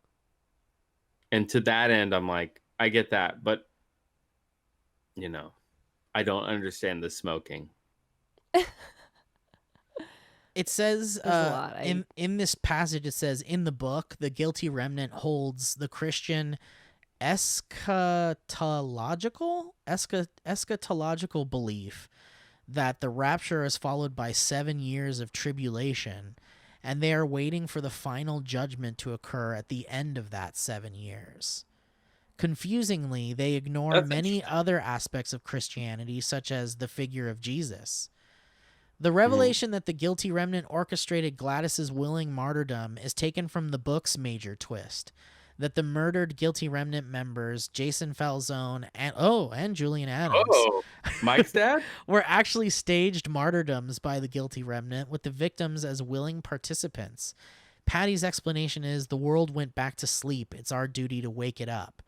As of the end of the book, no one outside the Guilty Remnant has learned this, whereas on the show, Patty tells Kevin. In the show, did 2 other members go missing that I don't remember? No, I think in the book they're talking about 2, but there was just Gladys in the show. Okay. Man, and it's she like, I wasn't don't wanna really keep that willing. harping on Lost, but there's so many parallels here to like the righteous indignation of. Wait, don't spoil some shit. No, it's just like the overall. Yeah, I mean, it is spoilers. I Okay, guess. wait. I'll take my heads off. Go ahead. No, you can summarize in a way without spoiling stuff, right? No. It's just it's got a lot of the same thematics of like this. We think we're right over everyone else, and we're gonna take it all the way to the end. We're gonna do everything we need to prove that we're right, and it's like in the end, there's no one's right, no one's wrong. There isn't enough information there. Right. Ooh, all right. Well, how about we listen to fucking Max's emails theme, huh? I'm pumped. I'm so excited. Let's do it. Here it is, ladies and gentlemen, the premiere of the new emails theme. Here we go.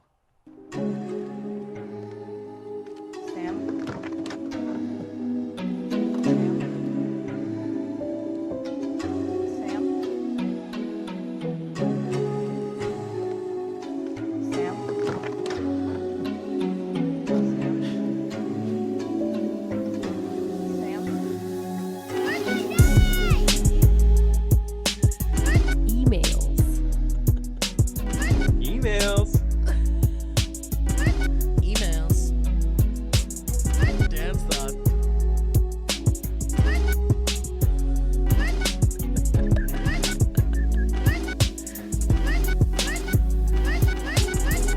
Email. Oh, that's not. I mean, you put jackpot in there. I think we're done.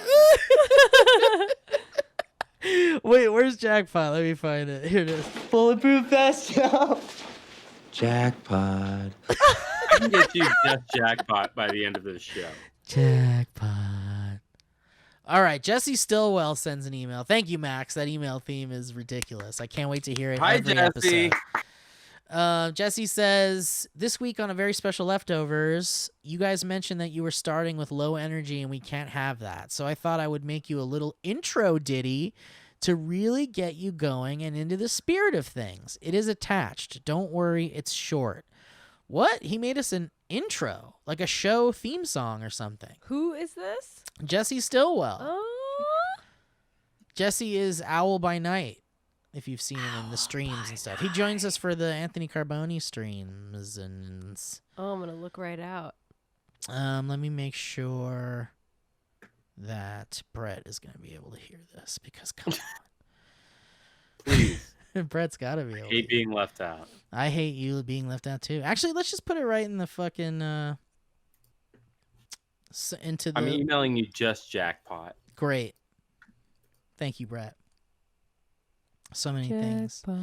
Jackpot. All right, ready? Here's Jesse Stillwell's intro music. I'm ready.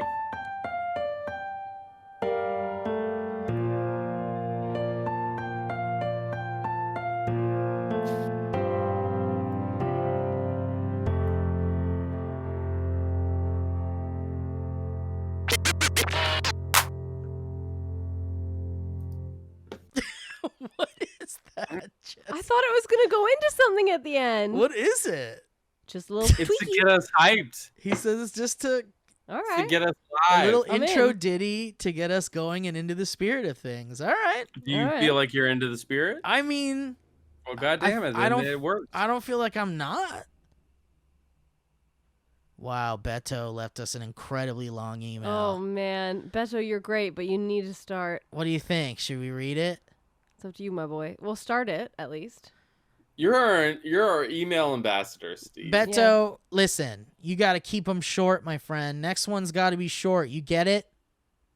Hey, Officer Mustard Stain. All right. Damn, I lost the I don't give a fuck Becca to goo. I don't know where it went. Well, I just sent you jackpot, so.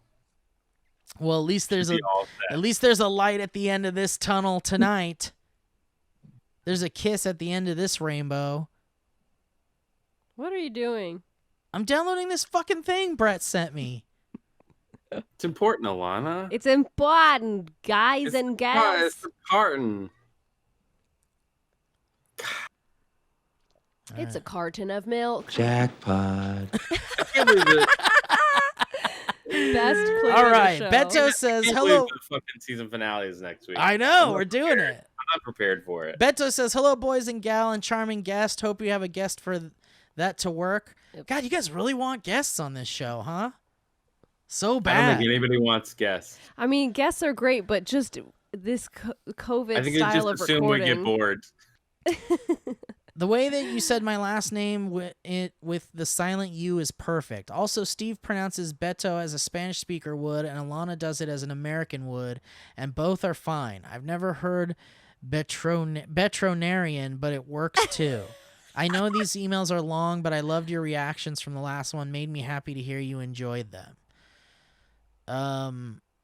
Steve's like, all right, but Yeah, definitely shorten him up. Dude is twin number 1 seriously peeing with his pants down to the ground like a 4-year-old in the death fridge forest. What is going on with the Prius twins?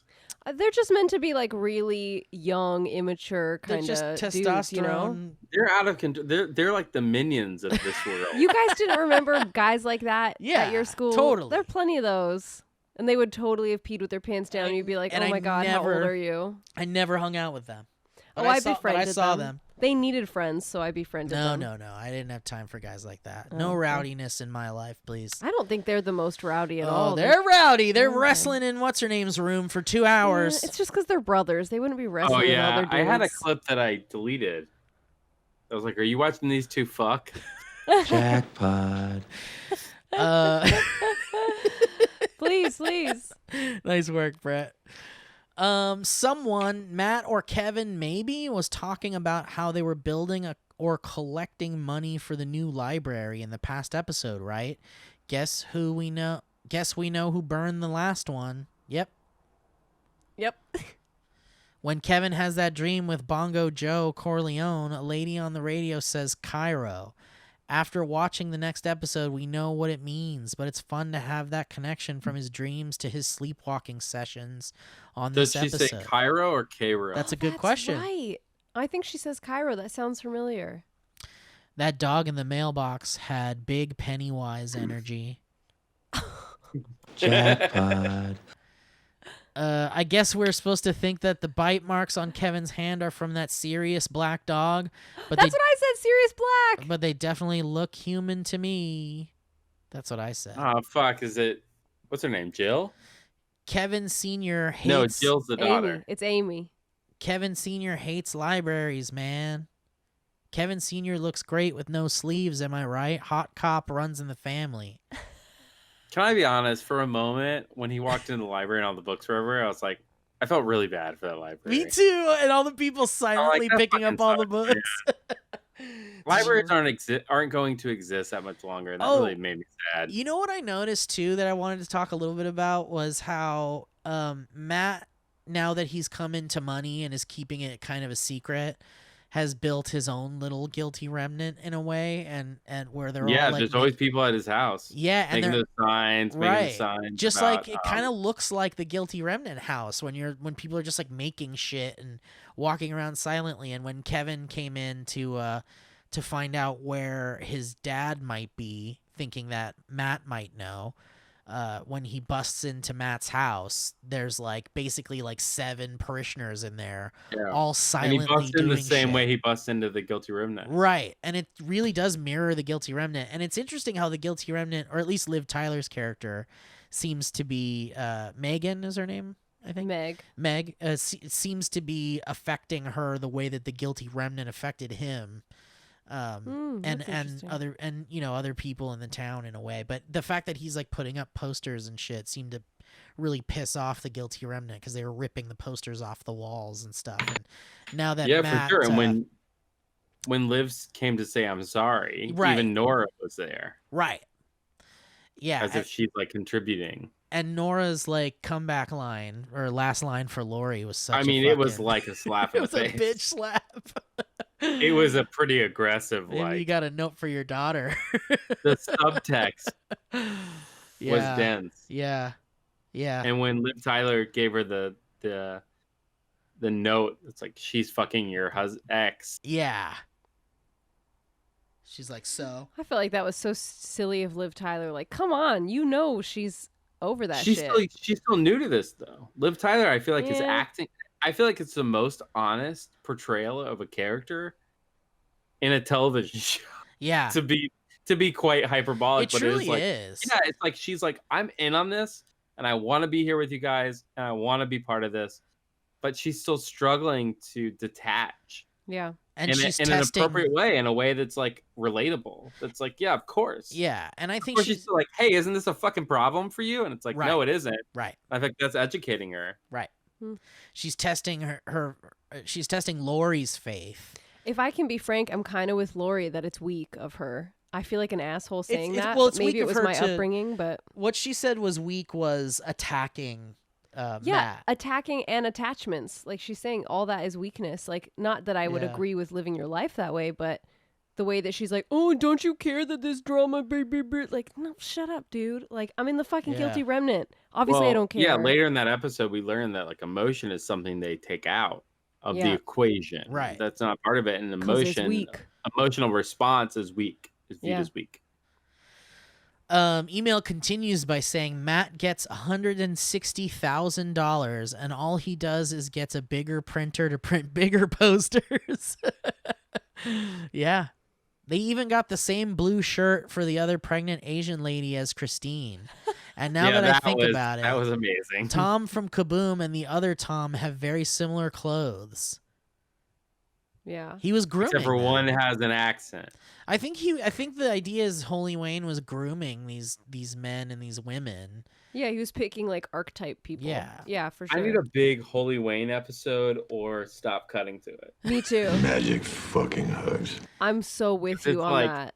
I get it. I'm there. I just don't know what it has. I'm trying so hard to follow like the main story, and every time they cut away to Holy Wayne, I'm like, oh yeah, this is a thing. Well, it seems like Tom is also pretty sick of it to the point where he destroyed the phone and is like, fuck this Holy Wayne shit. Did HBO send you a destroyed phone after that? No, but I did stop getting calls after that. Okay, fair enough. He took away all my pain, and now I will proceed to do more cocaine because my life is perfect. Yeah, exactly. We find out next episode about the bet Kevin and Bongo Joe had with the dog. Before watching that, I was thinking that maybe Kevin wanted to rehabilitate the dog in order to prove that Kevin himself could rehabilitate from his craziness. I love that it was a bet. My question is, has he lost the bet? Yeah, he said he lost it. Jill cut the dog loose. The guy said he already lost it. No, the guy and he wants didn't his say dollar. that. The guy said, if you lose it, I want that dollar. AKA, it's not just a dollar to me. I want the payment if you lose it. Right. It's an acknowledgement of loss. Yeah, he's lost the bet for sure. Now. I really thought Jill was going to invite the dog inside. Like the Grampy baby? No, when she cut the dog loose and looked at it for a second, it chilled. I thought she was going to bring it like into the house, and then Kevin was going to come home and find the dog inside. As if it had been domesticated, as if he had won that argument after, having to watch what's her name from the GR kill herself. Beto goes on to say, this way is doubly shitty that next episode Jill sets the dog free and goes to the GR, leaving Kevin extra alone and with no hope of getting better. And also, his dad was just like, throw away those fucking pills, man. You're going to fucking lose your mind or whatever. Which he did. Which it seems to directly connect to what his Jill's friend, who he may or may not have fucked, left. Right. So that is correct. Like, he's going to come home and there's going to be fucking no one at his house. Yeah. Except for Nora. But the point I was trying to connect is that him throwing away all the medication connects almost perfectly with this like weird sleepwalk version of Kevin that's like going off and like beating the fuck out of guilty remnants and shit. It seems like maybe him being off of his pills is a direct result of that. It's interesting how much they don't acknowledge You don't think that. he was doing that beforehand, though? Well, the guy did say the last time I saw you was a few weeks ago or whatever, so there might be a correlation with alcoholism because he says we went to the bar and started drinking, but I really do think maybe the medication has something to do with it, but who knows? Well, I feel like we're going to learn so much in the next 2 episodes. For sure, I feel like we're not. I feel like my emotional memory is that they're just going to string us the fuck along and not tell us shit. I'm already pissed for the next 2, but I'm hoping to be wrong. But No, it's good. It's good dynamics for this show. You be con, I'll be pro. Cool. I was going to say, though, it bothered me that he did, if he's so opposed to everything his dad says because he doesn't want to become like his dad, the craziness, when his dad tells him to get rid of the meds, I'm like, wouldn't he just do the exact opposite and be like, great, I'm sticking to him because if you would get rid of him, I don't want to become you. Well, yeah, but his dad said when you stop taking my advice, you like, what did he say about it? He said, you used to make good decisions when you took my advice or something. Like it really like stuck with him when he said that to him in the car, I think. So I think it's less about, I think he doesn't want to become like his dad in the sense that he doesn't want to become crazy. Yeah. But I think that he still, for some reason, maybe values his advice or something, like, you know, to some degree. Yeah, he's like, you used to take, yeah, you're right. You used to take my advice. Right. Sure. And he's like, stop. Right. If he runs through the guilty. Right. And then he runs away. Yeah. Okay, so Beto still goes on about the next episode. He says, sound alert, am I still a fat, heartless cunt? We definitely have that one, but I don't remember which one it is. I named it something that was a little more PC. Yeah, I don't know I'll which tell you, one it I'll is. tell you what it's called in a second. Just friendly. What's it? Friendly. Friendly? It's called Friendly. Oh. Gosh, you're so friendly now. Tell me, am I still a fat, heartless cunt? Jackpot. He says, you would think the first thing a priest would do getting home after having the shit beat out of him is washing out the blood on his face, right? I don't know. Maybe it's the quarantine hygiene talking. I think it was scabs. No, he definitely had, like, I thought that too. Really? I was like, oh, that's fresh from getting this, it from looked getting like the shit scabs kicked to out me. of him. He says, But he's also the kind of person that's like, I'm going to bask in this pain and blah, right, blah, blah. right. I could watch a whole season of Nora being sassy to Lori. I noticed something sweet. Matt's vegetable wife can't move. I know that's insensitive, but it's a great name. So it's either up to Matt or the caretaker lady to do her hair, and it's pretty much the same hairstyle that Nora has, at least in this episode. So maybe it's even Nora that goes and does it. I like to think that even if Matt and Nora are not very close, she still goes and helps when she can. My takeaway here was like, cute. they're brother and sister. They're gonna fight.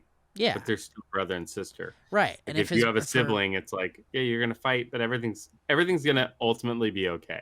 Right. And if you found out your brother got the shit beat out of him, you'd go You're over gonna come there. over. Yeah, you're gonna go over and be if there. if your brother's wife was in a car accident, you're gonna take care of 100%. your sister-in-law as best you can. Like, 100%. Agreed. Yeah. Sound alert. So I fucked the shit out of him on top of a pile of guns. Oh, I thought that too. I ignored but it. then it was like two feelings. I don't understand the scene with the white shirts. When the guy at the dry cleaners found them, they were not just any white shirts.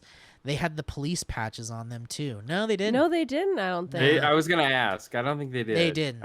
I think that this proved that he took those fucking shirts out there. Just random ones. And that the shirts the dry cleaner gave him were just somebody else's shirts. Right. Yeah. And he felt like he was gonna just need to explain that to someone else. Yeah. So like, did he take another police officer's shirt, exactly 8 and all in the same size? No, he took a stranger's shirt. When Bongo also, Joe, we haven't circled back to that. Well, the one thing about the show is they'll set something up in an episode and not cover it in the next. Yeah, episode, which is part different from Lost. Part of my struggle. Well, this has 10 episodes. Lost had 24 per season. Yeah. That's the biggest difference in storytelling.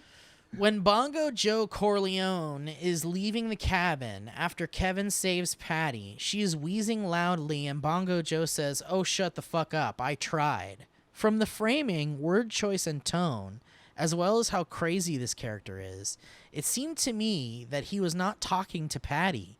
Maybe he's also one of the chosen like Kevin Sr. and he was talking to the voices. That's what Steve said in the middle of the episode. Oh, that's a good take. And I hadn't even thought of that. It was fantastic. That's what I thought. Because it didn't really cool seem take. like he was talking to Patty. That's a good take. Cool it's a really good take. Let's see. Liv Tyler smiles after Lori slaps her because she's used to violence, which in her own words is weak. Oh, because she used violence, which in her own words is weak. That's interesting. The MD on the GR folder is for Memorial Day, which after everything we heard in this episode, it must be like their fucking New Year's. Called it Amy lived with the Garveys, and it was a sad scene when she left. Garveys. I agree with Alana that she's been annoying, but I think she was much better in these 2 episodes. I think it was she lived with them so she could leave. So that he could be all alone. COVID is 1,000% the real clusterfuck of the modern era. Kevin is fighting so hard to not be crazy, he chooses not killing Patty, which means going to jail and losing his daughter. Yes, he does it because it's not okay to kill people. But also, as we saw last episode, his dad went crazy and hurt people, so he doesn't want to do the same. I can't wait for the next 2 episodes. This show's so interesting and different from any other show. You guys keep calling it depressing, and I guess I understand why, but I'm enjoying it so much that I don't think about that at all. Keep safe and clean, BBs. Don Beto. I'm not Italian, though. Don is Spain. Don in Spain is the same as Mr. Yeah, that's what we were talking about. Not depressing, Don. Well, because we had just seen The Mask of Zorro, and in The Mask of Zorro, all the like wealthy men sit in rooms. Why are you guys like, watching The Mask of Zorro? It was for our live stream. Hello, pay attention to our socials. Did you follow it with The Legend of Zorro? It's only if it's on Netflix. Guys, but anyway, in it, they all say Don to each other. They're like, Don this, and that's why it was a funny joke for us last Alex week. F sends an email saying, dropping some novel knowledge. Sorry for double dipping on emails this week, but had a quick answer to a question discussed. In the last episode of the show, Season 3, Episode 3, covering leftover Season 1, Episodes 5 and 6, you all were discussing why Amy, a.k.a. Gerber Baby, lives with Kevin and Jill. All 3 of you made very good points as to possibly why, especially Steve talking about his mom adopting his friends into her home. As someone who had a shitty home life, my friends' normal, happy homes and their genuinely kind parents meant a lot to me as a youth, so I can totally relate. Anyway, in the book, it explains that Amy lives with the Garveys because her mom either left or departed, can't recall, and her stepdad is a creep and makes her uncomfortable. The book strongly implies she is afraid he is going to sexually abuse her, and Jill uses this as a way to get her dad on board since he has a little bit of a savior complex. I'm not one of those people who harps on the books over TV and movies. I just wanted to drop a little knowledge on you from someone who read the book long before the show. Also, in this case, the book is very different than the show, and I'm pretty sure I read somewhere Lindelof and Parada did that intentionally. Lindelof seems to be a fan of telling stories inside an already established world rather than retell the same story in a different format, which I really appreciate. Overall, I'm loving the podcast like always, even though I'm not watching the show along with you. All of you make my stay-at-home dad duties more enjoyable. Oh, yay. That's a great email. Alex Sinicropi says, really loving the leftovers. Hey, gang, I thought the idea sounded weird at first, but I have to admit, this is amazing. I made a whole tray of lasagna a couple nights ago, and it's even better the next day. I was just going to throw it right in the goddamn can. Thanks for saving my sorry ass. Hashtag Bram, hashtag Starm, hashtag Alarm, hashtag Draven Linbell Hop. Sent from a smiley track phone, Alex. P.S. Daniel Echo Spider sends an email saying, who pees with their pants down? Good day. Hi, Daniel. First and I foremost, did Daniel's podcast to promote Creeper, and it was awesome. Oh, really? That's cool. Yeah, it was really great. It'll come out eventually. First and foremost, happy belated birthday, Alana. So these voices are driving me insane. Are the voices guiding Kevin now? By the way, I watched the Memorial Day episode on actual Memorial Day. I do have a new theory.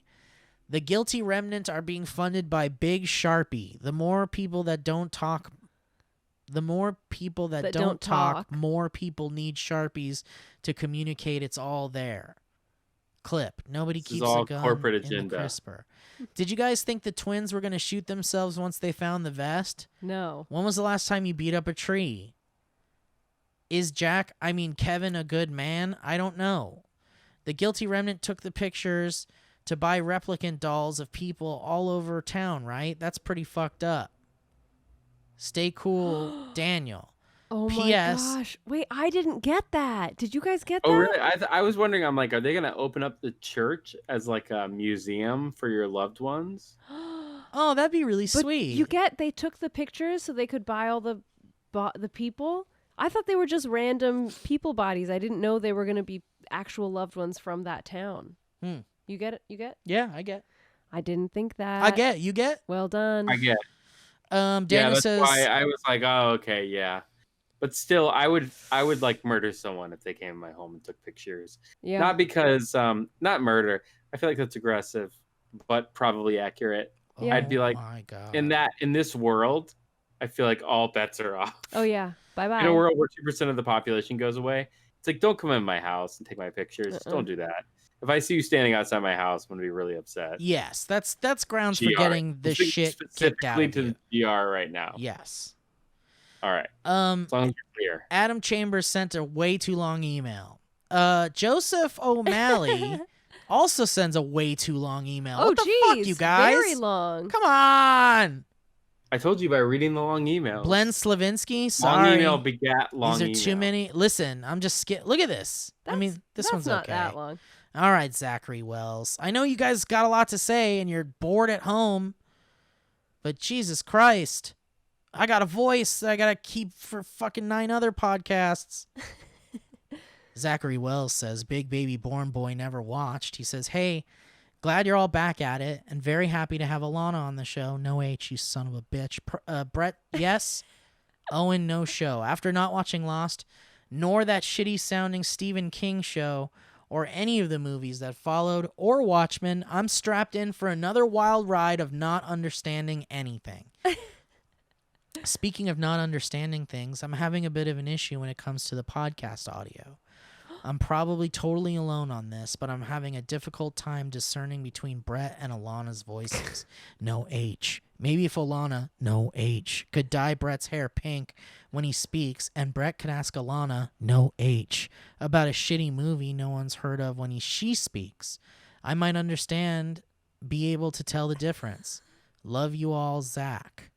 That Hashtag seems reasonable. I me uncle. First of all, it's Breath and Anne. Jeez. And I can't believe these comments. I know, Breath.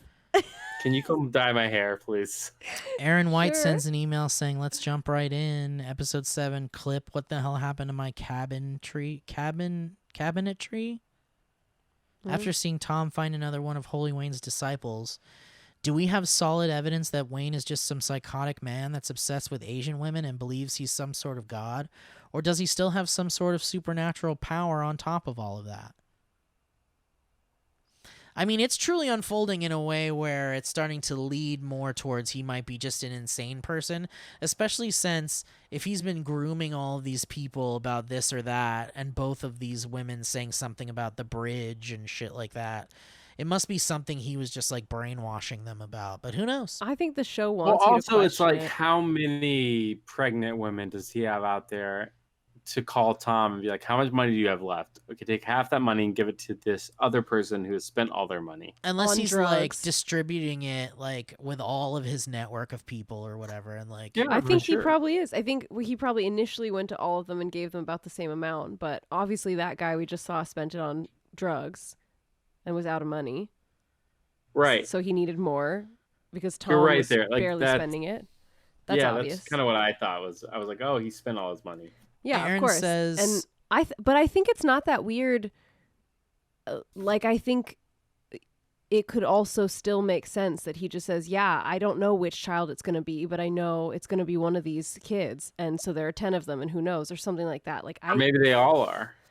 Yeah, sure. Or maybe it's like Indigo Children, and they're all going to do something together. Wayne's CUM is put into a person creates a baby that, yeah, that's what it is. Then they also have the hugging power, and they gotta hug this fucking thing out of everybody. Who knows? Maybe he hugs the cum out of him.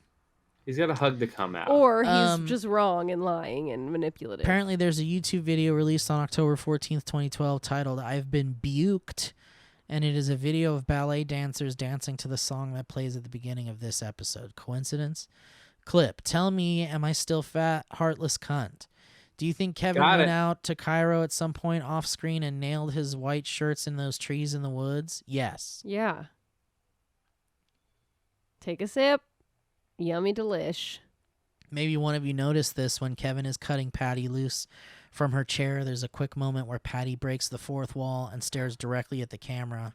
Oh. Before cutting away to another shot. I wonder if it was intentional. I didn't notice that. Also, holy shit, Dean hears voices. That's all. Love you, BBs. Can't wait for episode 3 of episode 5 of the First Time Show, covering season 1, episodes 9 and 10 of The Leftovers. Hashtag WTF Jill. Hashtag I say fuck too. Hashtag bandana Brett. Yeah, I say fuck too. You haven't been playing that one at all. Yeah, I did. I say fuck too. Didn't I do it earlier? No. Giovanni Cannoli has a long email, but it's not that long. But this is longer than I'd like. It's 3 paragraphs. It's like 3.5 paragraphs, and that's longer than we like. Giovanni says, what's up, you fucking cunts? Thought I'd try to come up with an all-inclusive inside joke method of addressing you guys instead of everyone calling you BB Boys and Alana. I'll take any notes you guys have, and I'm open to criticism. Be yourself. Also, I don't think you guys are actually fucking cunts. I'm just referencing the clip. It's Brad from Not Sweden again, back with a shorter email this week. Did you guys catch the metaphor in episode 8 when Jill was looking for the gun in Nora's house and pulled it out of the Trouble board game box that the gun was being hid in? It was actually a metaphor for how much trouble Jill is going to be in when Officer Mustard Stain gets home.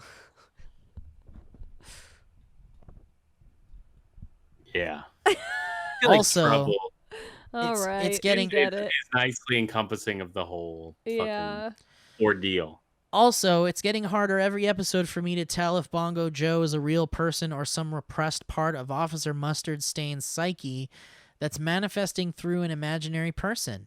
Maybe that's what Mustard Stain Sr. was trying to get to Mustard Stain Jr. to understand the reading the National Geographic magazine. Maybe there was some kind of article in there titled something like Bongo Joe's Top 10 Ways to Shoot a Dog. I wouldn't know, though. I've never read National Geographic. Okay, that's it. Much love, Brad. Bye. Thanks, Brad. Thank you. Wow, Jesus. Too long, Spencer. Nancy, Jesus, way too long. And let's see, Nathan. Ugh. Yeah, Nathan can go. That's not that bad. Nathan, first time writing in, non-show watcher. Hey guys, first time writing in. I've listened since the beginning of the podcast, but I've never seen Lost, Leftovers, or most of the things discussed here. I just wanted to share my thoughts on what's happening in the show from the perspective of someone who had never heard of Leftovers beside the few remarks here. This is great. This is what I was asking people to do. Yeah. And no one has done it yet. Well, it could be in some of those long emails. Well, everyone's just saying, like, I'm also not watching the show. Anyway, love you guys. It's like, no, what do you think is happening? He's trying to piece it together. Yeah. Yeah, that's what I'm looking for. So thank you. Who is it? Nathan. Nathan. He said, apparently in an episode last week, an old lady got stoned. I don't know why someone like Steve was surprised by an old lady getting high. Steve partakes in the devil's lettuce, and getting high makes sense for a show about cold pizza and half a tin of lasagna. By the way, I prefer cold pizza over hot. Don't at me. I like it sometimes too. Love the show. P.S. I love seeing you, Steve, with Trisha and Maud on Power Up. Please do more things with them whenever you get the chance. Thank you, Nathan. That was great. Funny email, short email. All right, this one's just on the cusp of being too long, but it's also the last one, so I'm okay with it. Allie Dorr says, Trisha and Maud. What's that? Thanks, Trisha and Maud. Yay. Allie Dorr says, world building, Black Jesus, and Dorfman. Hi, Stead and the gang. Thank you so much for doing this show and everything else for us fans. I'm sure you guys caught it, but I loved the big ad you can see when Tom is waiting to see who collects the money, which says, lost money since 1014, need help filing a claim, let our team of attorneys help. Just another example of the show's world building. Picture below. And they put I a saw that screenshot too. I didn't notice that. If Owen No Empathy were on the show, I'm sure he'd appreciate the way the show didn't fuck around with a nasty screaming birthing scene when Black Jesus was brought into the miserable universe that this show takes place in. That's true. Remember Owen was so annoyed by screaming birth scenes? Oh, yeah. Wow. I'll never forget. What a specific... Also, I hope Amy has a good time at Dorfman's house, seeing as they were apparently nice enough to let her go stay with them. Hope Dorfman is ready for her to fuck her dad, because I guess that's what she does. Really? Dorfman? Also, soon as I'm going to record a theme song for you guys, since / no good usernames left was awesome enough to find the old Google Drive link with the clips for me. Oh, yeah. Remember we gave people a Google Drive link with all the lost clips? Nice. That's all, gang. Hope this wasn't too long. Much love, Ali. Hashtag Brett's Watch. Hashtag Boar took your tarp. Hashtag Alana, yes. Oh, thank you. Throwback. I like the idea of rewatching Lost and just using the same clips we already pulled. Honestly, I wouldn't want to do new ones. That's way too much work. Why not? We'll Fuck just it. use the ones we had from before. We'll be like, what were the clips we got? Here they are. Fingernail clippings. All right. Well, listen, guys, thanks for listening. This was great. Leftovers is great. The next episode is the season finale of season 1 of The Leftovers. No, the next 2 episodes. Well, the next episode of this show. Oh, yes. Yeah. Excuse. And 9 and 10 is we're going to be going through the finale of the penultimate episode and the finale of the Leftovers penultimate season 1. And then we'll move promptly into season 2. And then finally on to season 3, and then we'll be done with this thing. But it's so exciting. I had a great time with you guys. Did you like the episodes? Did you like the emails? Yes, but they better start giving us some damned answers. Although the Wikipedia is doing a good job of that. Brett, you feeling good? You feel like we're going to get some answers in these next 2 episodes? I think we're only going to get questions. And no answers at all? That's goddamn right. Oh. All right. Well, listen. For those of you that have been listening to the show, we really appreciate the dog. Get the dog out of here. Someone cut him loose. Someone feed the dog. Jackpot. So, guys, thank you for listening to the show. We'll catch you next time. Please go to youtube.com/thevalleycast if you want to see the video version of this podcast. You can watch Alana freeze for a few minutes and then be gone and come right back in. It's kind of cool. Thrilling. It's thrilling. Yes. Brett's wearing a cool hoodie, makes him look like a Muppet, and we're all wearing headbands, and that's really cute. All right, you guys. Well, thanks for listening. We'll catch you next time on The First Time Show. Bye. Jackpot. Bye.